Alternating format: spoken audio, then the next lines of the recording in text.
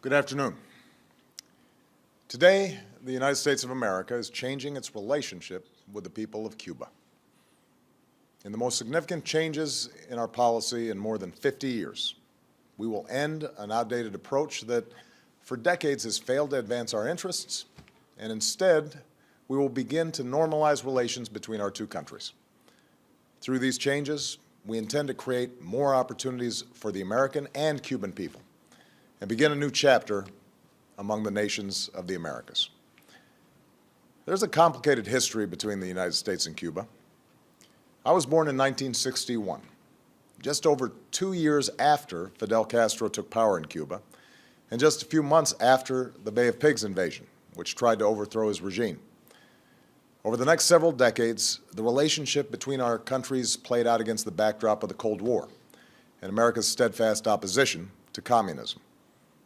We're separated by just over 90 miles, but year after year, an ideological and economic barrier hardened between our two countries. Meanwhile, the Cuban exile community in the United States made enormous contributions to our country in politics and business, culture, and sports. Like immigrants before, Cubans helped remake America, even as they felt a painful yearning for the land and families they left behind. All of this bound America and Cuba in a unique relationship, at once family and foe. Proudly, the United States has supported democracy and human rights in Cuba through these 5 decades. We've done so primarily through policies that aim to isolate the island, preventing the most basic travel and commerce that Americans can enjoy anyplace else. And though this policy has been rooted in the best of intentions, no other nation joins us in imposing these sanctions, and it has had little effect beyond providing the Cuban government with a rationale for restrictions on its people. Today, Cuba is still governed by the Castros and the Communist Party that came to power half a century ago. Neither the American nor Cuban people are well served by a rigid policy that's rooted in events that took place before most of us were born. Consider that for more than 35 years, we've had relations with China, a far larger country also governed by a Communist Party. Nearly 2 decades ago, we reestablished relations with Vietnam, where we fought a war that claimed more Americans than any Cold War confrontation. That's why, when I came into office, I promised to re-examine our Cuba policy. As a start, we lifted restrictions for Cuban Americans to travel and send remittances to their families in Cuba. These changes, once controversial, now seem obvious. Cuban Americans have been reunited with their families and are the best possible ambassadors for our values. And through these exchanges, a younger generation of Cuban Americans has increasingly questioned an approach that does more to keep Cuba closed off from an interconnected world. While I've been prepared to take additional steps for some time, a major obstacle stood in our way: the wrongful imprisonment in Cuba of a U.S. citizen and USAID subcontractor, Alan Gross, for 5 years. Over many months, my administration has held discussions with the Cuban government about Alan's case and other aspects of our relationship. His Holiness Pope Francis issued a personal appeal to me and to Cuba's President, Raul Castro, urging us to resolve Alan's case and to address Cuba's interest in the release of 3 Cuban agents who've been jailed in the United States for over 15 years. Today, Alan returned home, reunited with his family at long last. Alan was released by the Cuban government on humanitarian grounds. Separately, in exchange for the 3 Cuban agents, Cuba today released one of the most important intelligence agents that the United States has ever had in Cuba, and who has been imprisoned for nearly 2 decades. This man, whose sacrifice has been known to only a few, provided America with the information that allowed us to arrest the network of Cuban agents that included the men transferred to Cuba today, as well as other spies in the United States. This man is now safely on our shores. Having recovered these 2 men who sacrificed for our country, I'm now taking steps to place the interests of the people of both countries at the heart of our policy. First, I've instructed Secretary Kerry to immediately begin discussions with Cuba to reestablish diplomatic relations that have been severed since January of 1961. Going forward, the United States will reestablish an embassy in Havana, and high-ranking officials will visit Cuba.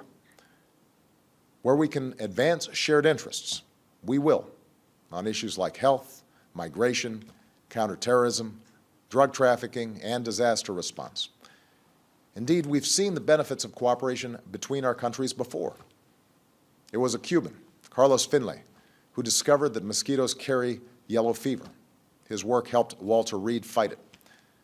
Cuba has sent hundreds of healthcare workers to Africa to fight Ebola, and I believe American and Cuban healthcare workers should work side by side to stop the spread of this deadly disease. Now, where we disagree, we will raise those differences directly, as we will continue to do on issues related to democracy and human rights in Cuba. But I believe that we can do more to support the Cuban people and promote our values through engagement. After all, these 50 years have shown that isolation has not worked. It's time for a new approach.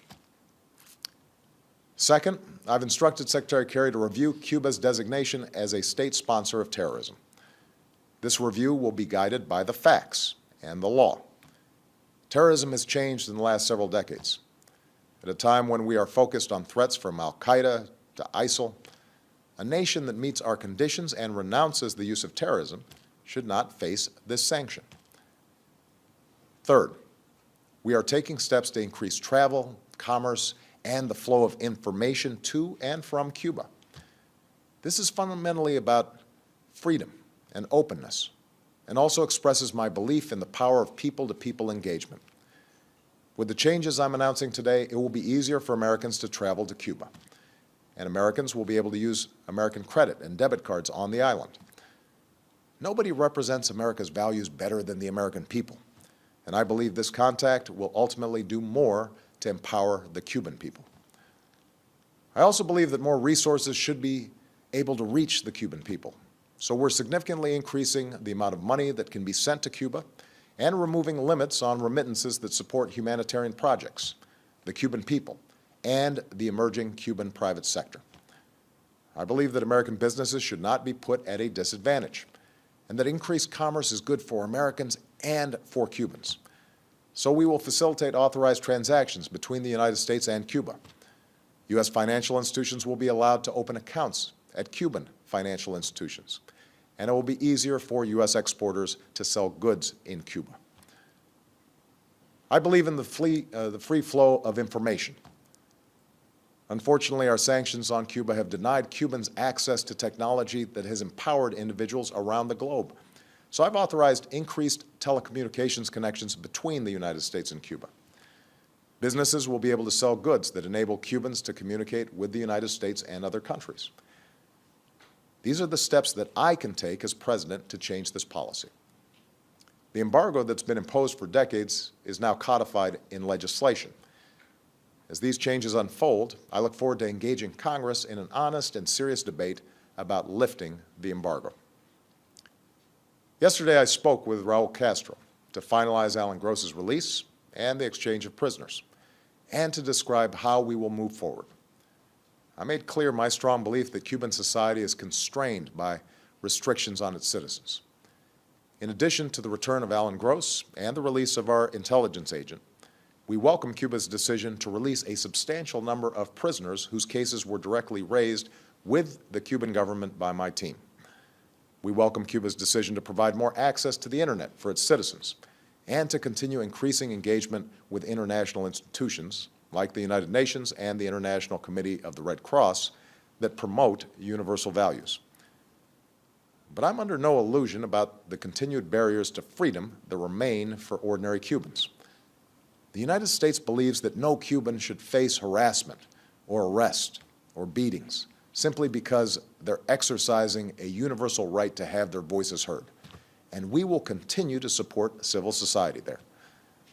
While Cuba has made reforms to gradually open up its economy, we continue to believe that Cuban workers should be free to form unions, just as their citizens should be free to participate in the political process. Moreover, given Cuba's history, I expect it will continue to pursue foreign policies that will at times be sharply at odds with American interests. I do not expect the changes I'm announcing today to bring about a transformation of Cuban society overnight, but I am convinced that through a policy of engagement, we can more effectively stand up for our values and help the Cuban people help themselves as they move into the 21st century. To those who oppose the steps I'm announcing today, let me say that I respect your passion and share your commitment to liberty and democracy. The question is how we uphold that commitment. I do not believe we can keep doing the same thing for over 5 decades and expect a different result. Moreover, it does not serve America's interests or the Cuban people to try to push Cuba towards collapse. Even if that worked, and it hasn't for 50 years, we know from hard-earned experience that countries are more likely to enjoy lasting transformation if their people are not subjected to chaos. We are calling on Cuba to unleash the potential of 11 million Cubans by ending unnecessary restrictions on their political, social, and economic activities. In that spirit, we should not allow U.S. sanctions to add to the burden of Cuban citizens that we seek to help. To the Cuban people, America extends a hand of friendship. Some of you have looked to us as a source of hope, and we will continue to shine a light of freedom. Others have seen us as a former colonizer, intent on controlling your future. Jose Marti once said, "Liberty is the right of every man to be honest." Today, I'm being honest with you. We can never erase the history between us, but we believe that you should be empowered to live with dignity and self-determination. Cubans have a saying about daily life. No es fácil. It's not easy. Today, the United States wants to be a partner in making the lives of ordinary Cubans a little bit easier, more free, more prosperous. To those who have supported these measures, I thank you for being partners in our efforts. In particular, I want to thank His Holiness Pope Francis, whose moral example shows us the importance of pursuing the world as it should be, rather than simply settling for the world as it is. The Government of Canada, which hosted our discussions with the Cuban government, and a bipartisan group of congressmen who've worked tirelessly for Alan Gross's release and for a new approach to advancing our interests and values in Cuba. Finally, our shift in policy towards Cuba comes at a moment of renewed leadership in the Americas. This April, we are prepared to have Cuba join the other nations of the hemisphere at the Summit of the Americas. But we will insist that civil society join us so that citizens, not just leaders, are shaping our future. And I call on all my fellow leaders to give meaning to the commitment to democracy and human rights at the heart of the Inter-American Charter. Let us leave behind the legacy of both colonization and communism, the tyranny of drug cartels, dictators, and sham elections. A future of greater peace, security, and democratic development is possible if we work together, not to maintain power, not to secure vested interests, but instead to advance the dreams of our citizens. My fellow Americans, the city of Miami is only 200 miles or so from Havana. Countless thousands of Cubans have come to Miami on planes and makeshift rafts, some with little but the shirt on their back and hope in their hearts. Today, Miami is often referred to as the capital of Latin America, but it is also a profoundly American city, a place that reminds us that ideals matter more than the color of our skin or the circumstances of our birth, a demonstration of what the Cuban people can achieve and the openness of the United States to our family to the south. Todos somos Americanos. Change is hard in our own lives and in the lives of nations. And change is even harder when we carry the heavy weight of history on our shoulders. But today we are making these changes because it is the right thing to do. Today America chooses to cut loose the shackles of the past so as to reach for a better future for the Cuban people, for the American people, for our entire hemisphere, and for the world. Thank you. God bless you, and God bless the United States of America.